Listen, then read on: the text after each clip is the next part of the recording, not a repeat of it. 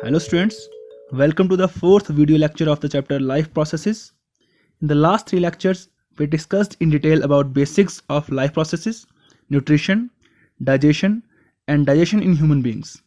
Today we'll discuss about respiration. So let's start. Respiration, it is a enzyme mediated biochemical process of breakdown of organic compounds inside living cells. इसका meaning क्या हुआ? Respiration क्या है? It is enzyme mediated, means ये enzymes की help से ही काम करता है. एंजाइम्स क्या होते हैं? These are some proteins which help in increasing और decreasing the speed of a reaction. Enzyme mediated biochemical process means ये बायोलॉजिकल सेल्स में होता है, लिविंग सेल्स में होता है, और ये केमिकल प्रोसेस है in which organic compounds are broken down, जिसमें ऑर्गेनिक कंपाउंड्स को ब्रेक डाउन किया जाता है एक लिविंग सेल के अंदर ताकि एटीपी यानी एनर्जी रिलीज हो सके. फिर से समझते हैं एक बार, रेस्पिरेशन क्या है? ये एंजाइम की हेल्प से होने वाला वह केमिकल प्रोसेस है जो लिविंग सेल के अंदर होता है, जिसमें एनर्जी बनाई जाती है ऑर्गेनिक कंपाउंड्स को ब्रेक डाउन करके. जैसे कि हम अपनी बात करें, हमारी बॉडी में डाइजेस्टेड फूड जो रेस्पिरेशन में यूज़ होता है वो है ग्लूकोज. उस ग्लूकोज को हम C6H12O6 ग्लूकोज का केमिकल फार्मूला है, इसको ब्रेक डाउन करते हैं विद हेल्प ऑफ ऑक्सीजन, और वहाँ से रिलीज होता है CO2 यानी कार्बन डाइऑक्साइड, वाटर और energy, heat energy and ATPs. उसे कहते हैं हम रेस्पिरेशन. तो जो मोस्ट कॉमन रेस्पिरेटरी सबस्ट्रेट है, यानी जो रेस्पिरेशन में काम आता है ऑर्गेनिक कंपाउंड जिसको ब्रेक डाउन किया जाता है, वो है ग्लूकोज. बाकी भी यूज़ किए जा सकते हैं, लेकिन जो मोस्ट कॉमन है जो हमारी बॉडी में यूज़ होता है वो होता है ग्लूकोज.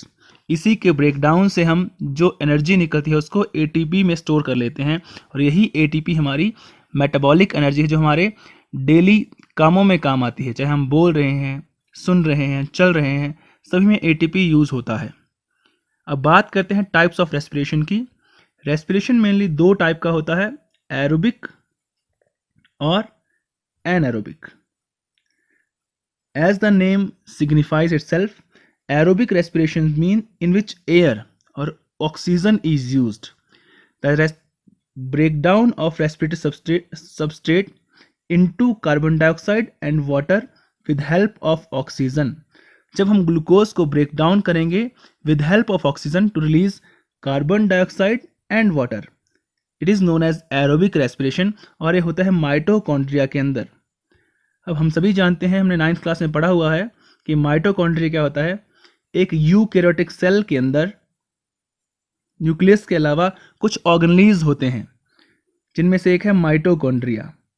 इसी माइटोकॉन्ड्रिया के अंदर एटीपी बनाए जाते हैं, इसी के अंदर एरोबिक रेस्पिरेशन होता है. और एटीपी क्या है? ये मेटाबॉलिक एनर्जी है जो हमें अपने डे टू डे में जो वर्क करते हैं उनको करवाने में हेल्प करती है. तो एरोबिक रेस्पिरेशन कहाँ होता है? माइटोकॉन्ड्रिया के अंदर होता है. और एनर्जी रिलीज होती है during aerobic respiration is use to make ATP. जो एनर्जी रिलीज होगी ग्लूकोज के ब्रेकडाउन से, वो एटीपी बनाने में हेल्प करेगी. एटीपी की फुल फॉर्म क्या होती है, एक बार देख लेते हैं. Adenosine triphosphate. एडेनोसिन क्या है? ये बेस होता है, नाइट्रोजनस बेस, और उसके साथ जुड़े हैं हमारे 3 फॉस्फेट मॉलिक्यूल, ट्राइफॉस्फेट.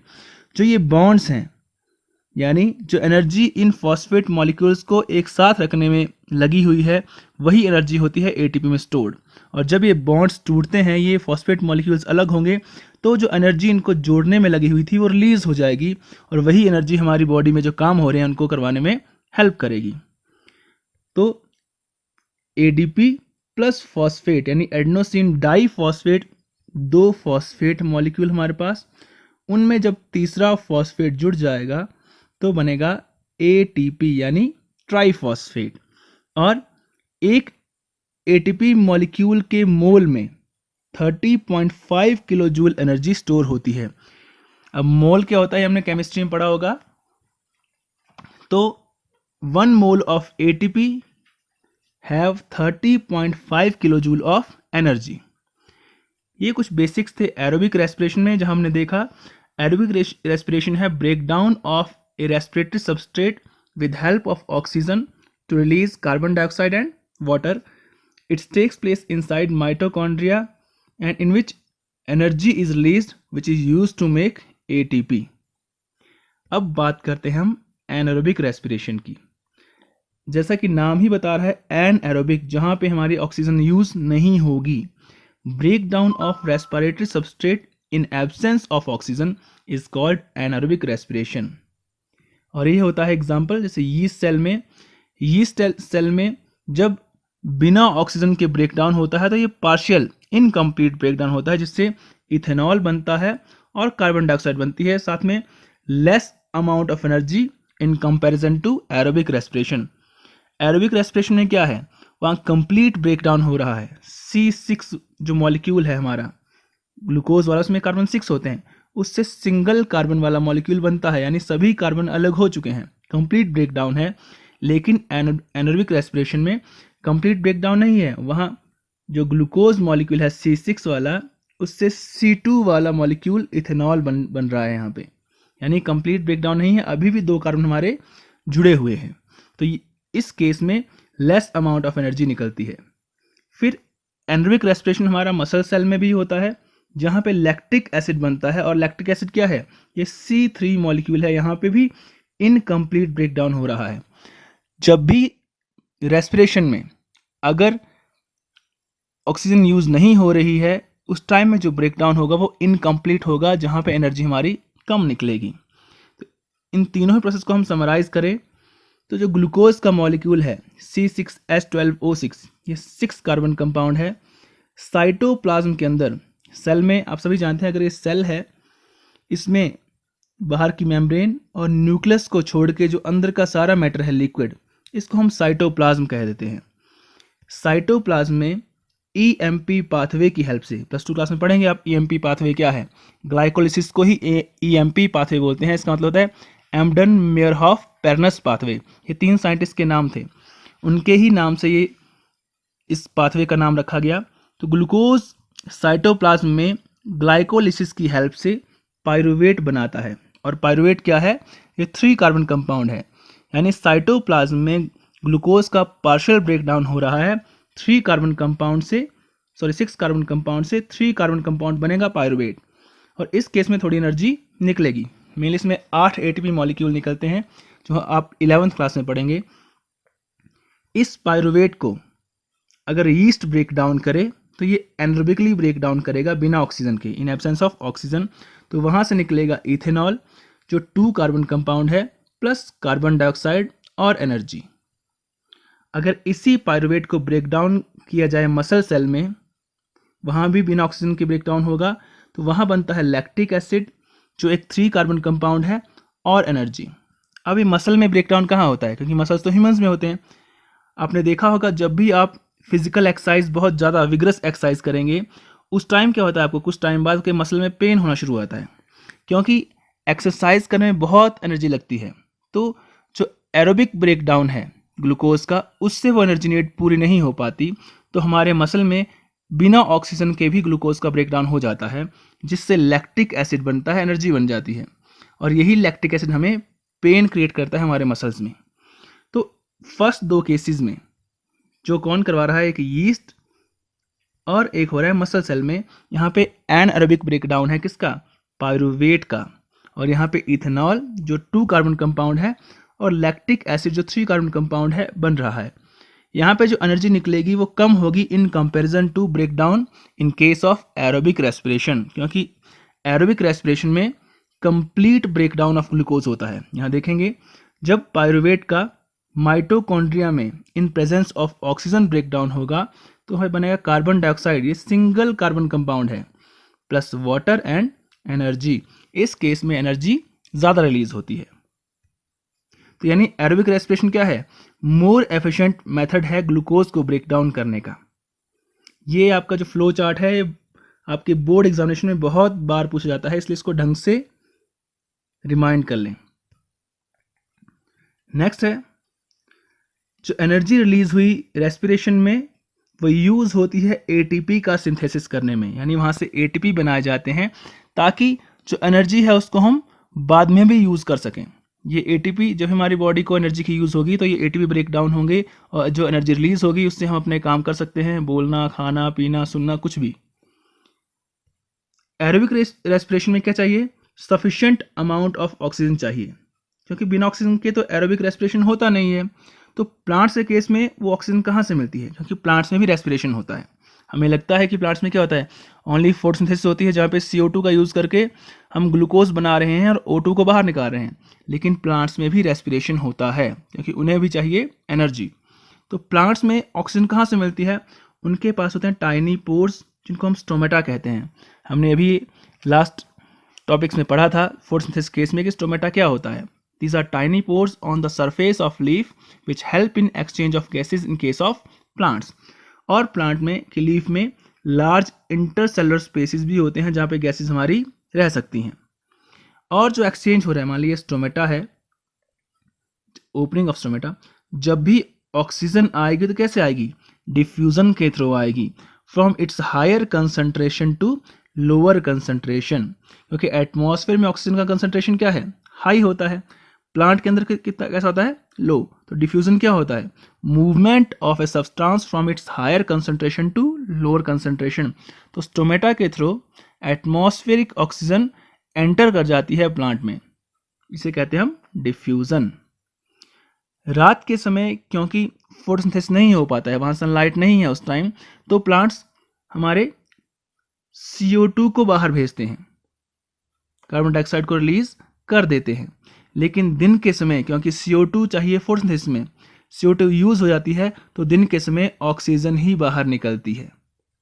फिर से समझ लें, at the night time because plant is not doing photosynthesis, photosynthesis का प्रोसेस रात में नहीं हो पाता है क्योंकि रात में सनलाइट नहीं है। तो उस टाइम पे प्लांट से क्या बाहर निकलता है? कार्बन डाइऑक्साइड, क्योंकि उसका कोई यूज़ नहीं है उस टाइम, रेस्पिरेशन हो रही है, CO2 बाहर निकल रहा है। लेकिन दिन के समय ये CO2 यूज़ हो जाती है फोटोसिंथेसिस में, तो उस टाइम प्लांट क्या छोड़ता है? ऑक्सीजन रिलीज करता है। तो प्लांट की जो गैसियस नीड है वो कैसे पूरी होती है? With help of stomata from atmosphere. अगर बात करें हम एनिमल्स की, तो एनिमल्स मेनली या तो रहेंगे पानी में या ज़मीन के ऊपर। तो जो एक्वेटिक ऑर्गेनिज्म है वो ऑक्सीजन लेते हैं कहाँ से? पानी में जो डिजॉल्व ऑक्सीजन होती है उसको लेते हैं वो। अब हम सभी जानते हैं कि पानी में डिजॉल्व ऑक्सीजन का कंसंट्रेशन बहुत कम है, पानी में बहुत कम ऑक्सीजन डिजॉल्व होती है। तो एक्वेटिक ऑर्गेनिज्म को बहुत जल्दी जल्दी ब्रीद इन करना पड़ता है, उनका ब्रीदिंग रेट फास्ट होता है। आपने देखा होगा मछली कैसे करती है, बहुत फास्ट ब्रीद करती रहती है, क्योंकि पानी में क्या है? ऑक्सीजन का कंसंट्रेशन बहुत कम है, तो उसे अपनी ब्रीदिंग रेट फास्ट करनी पड़ेगी ताकि सफिशेंट अमाउंट ऑफ ऑक्सीजन उसके ब्लड में पहुंच सके। फॉर एग्जांपल आपने देखा होगा जब एक्सरसाइज करते हैं, दौड़ते हैं, तो आपको जल्दी जल्दी सांस लेना पड़ता है। क्यों? क्योंकि आपकी बॉडी को उस टाइम ऑक्सीजन की नीड ज़्यादा होती है, तो उस नीड को पूरा करने के लिए आप बहुत फास्ट सांस लेते हैं। मछलियों के केस में क्या है? पानी में पहले ही ऑक्सीजन बहुत कम है, तो उनको ब्रीदिंग रेट क्या होता है? फास्ट होता है। तो एक्वेटिक ऑर्गेनिज्म में डिजॉल्व्ड ऑक्सीजन जो पानी में होती है उसको इनटेक किया जाता है और इस केस में ब्रीदिंग रेट फास्ट होगा। अगर हम बात करें टेरेस्ट्रियल ऑर्गेनिजम्स की, यानी ज़मीन पे रहने वाले ऑर्गेनिज्म हैं, तो एयर में ऑक्सीजन का कंसंट्रेशन बहुत ज़्यादा है, तो इसलिए जो ब्रीदिंग रेट है टेरेस्ट्रियल ऑर्गेनिज्म का वो स्लो होता है।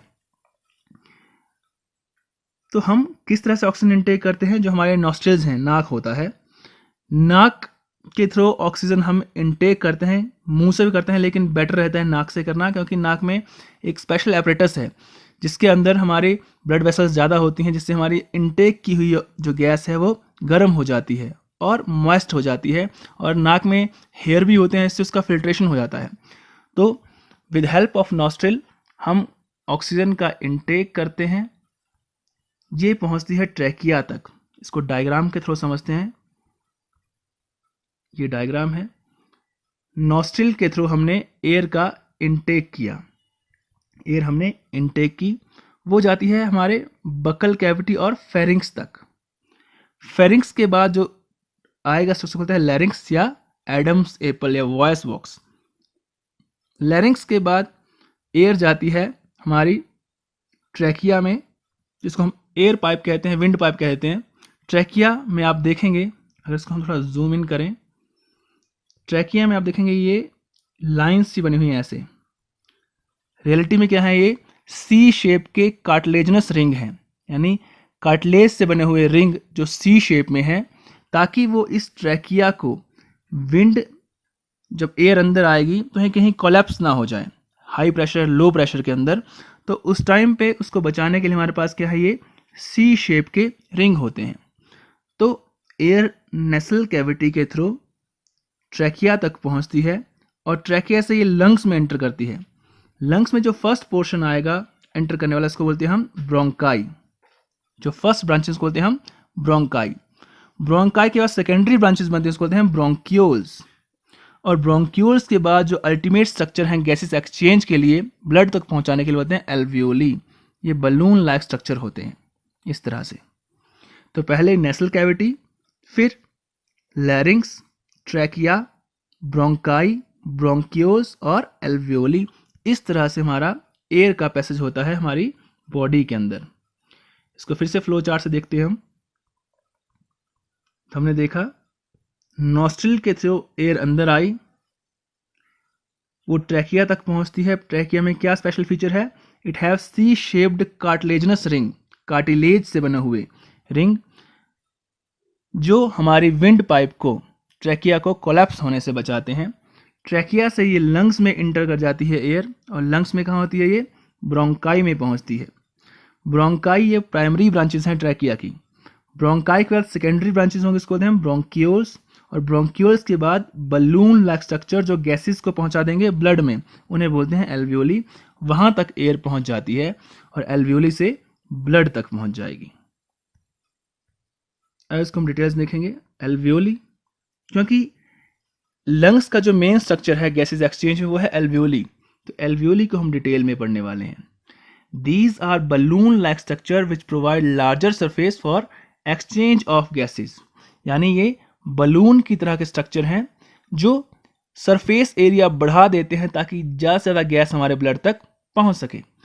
इसमें एल्वियोली को कौन हेल्प करता है, क्योंकि एल्वियोली में क्या है, ब्लड वेसल यानी ब्लड कैपिलरीज बहुत ज़्यादा होती हैं उसके क्लोज एसोसिएशन में, तभी ज़्यादा से ज़्यादा गैस ब्लड तक पहुंच सकती है। अगर हम एल्वियोली का स्ट्रक्चर डिटेल में देखें तो ये है एल्वियोली का स्ट्रक्चर।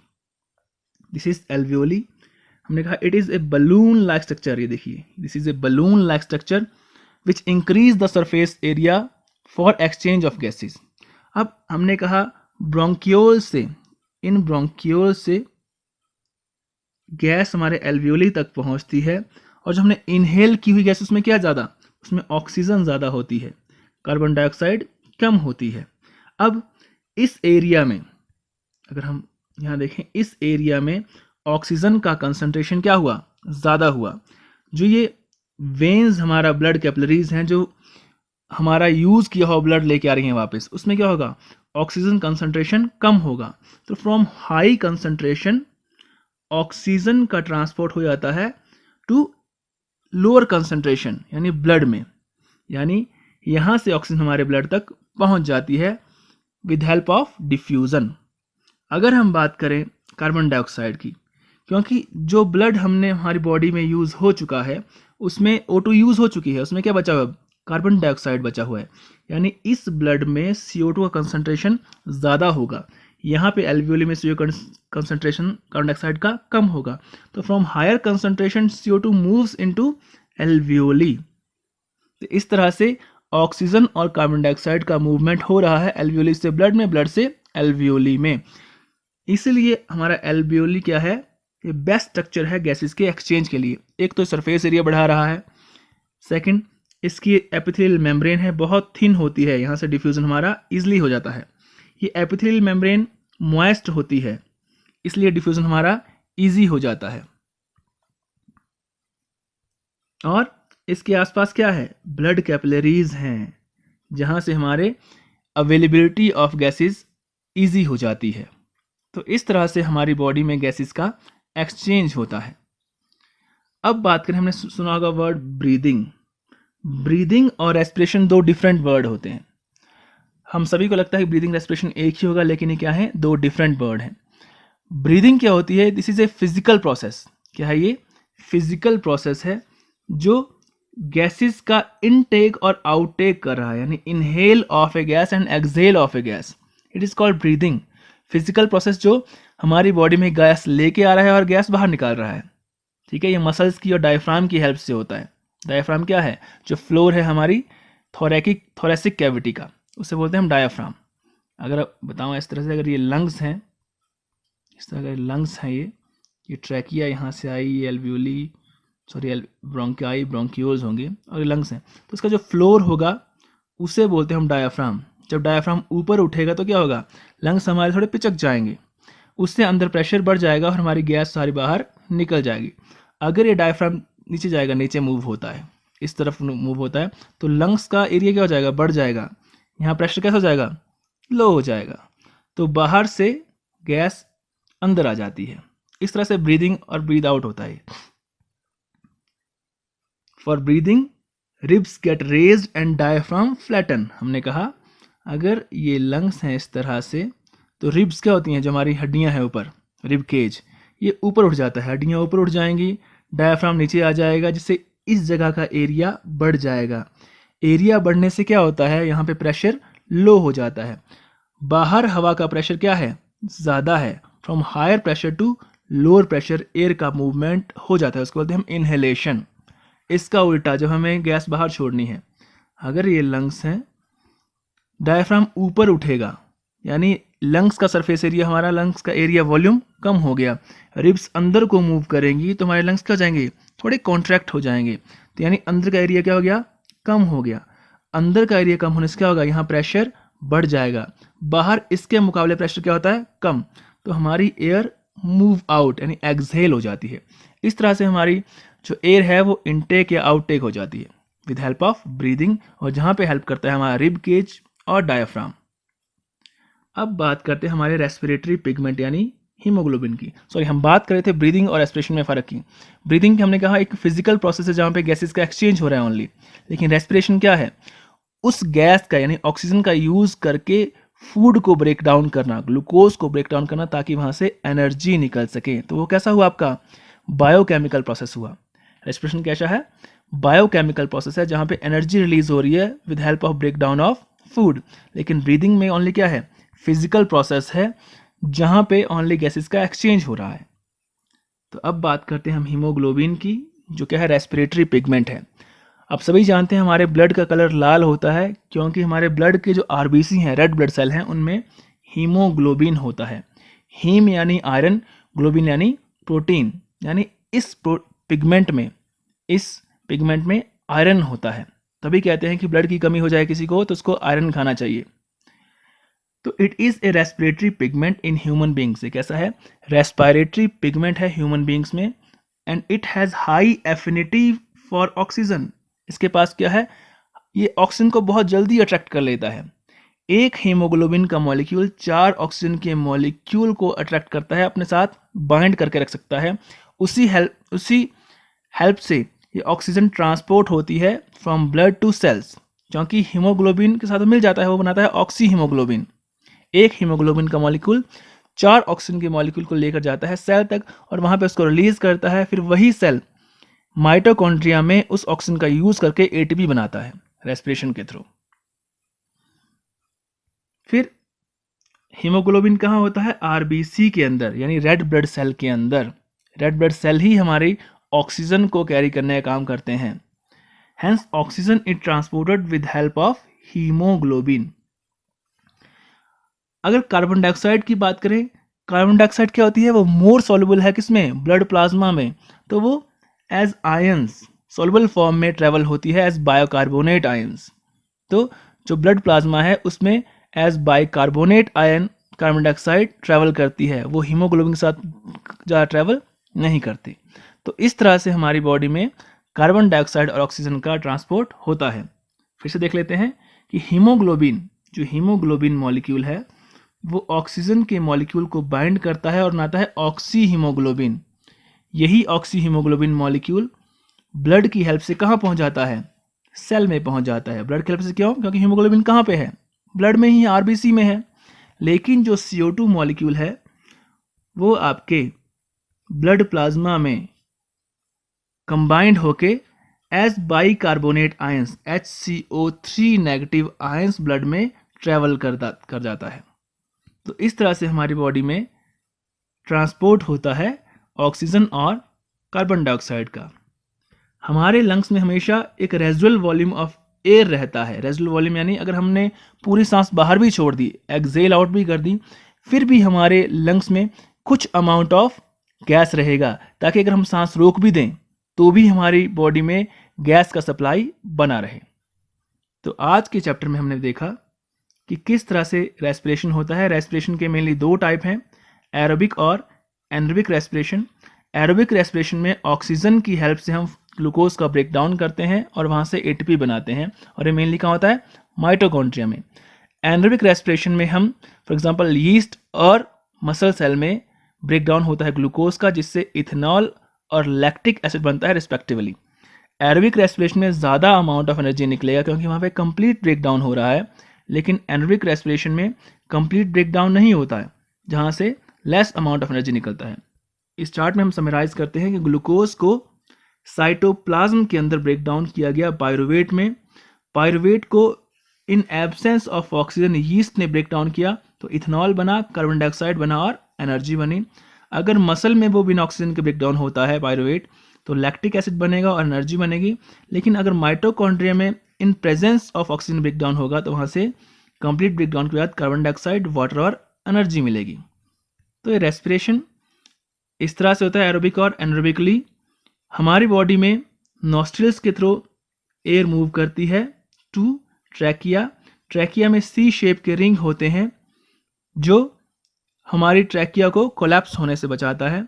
ट्रैकिया से लंग्स के फर्स्ट ब्रोंकाई में जाएगा, ब्रोंकाई से ब्रोंक्यूल्स में, ब्रोंक्यूल्स के बाद एल्वियोली के बाद ब्लड में हमारी गैसेस पहुंच जाती हैं।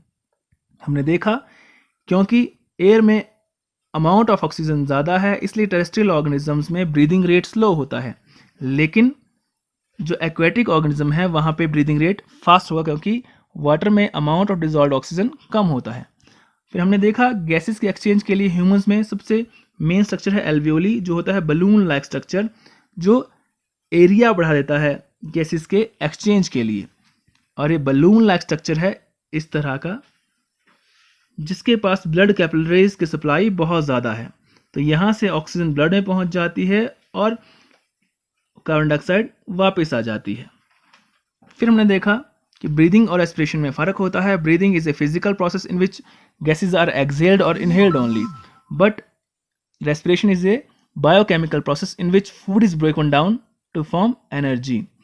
जो गैसेस के एक्सचेंज में पिगमेंट हेल्प करता है उसका नाम है हीमोग्लोबिन, यानी आयरन प्रोटीन होती है एक, जो ऑक्सीजन के लिए हाई एफिनिटी रखता है और ऑक्सीजन को ये पूरे सेल तक पहुंचाने में हेल्प करता है। लेकिन जो कार्बन डाइऑक्साइड है वो ब्लड में डिजॉल्व फॉर्म में रहती है और उसी फॉर्म में वो ज़्यादा ट्रेवल करती है।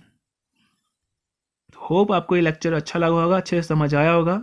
इसी तरह घर बैठ के पढ़ते रहें।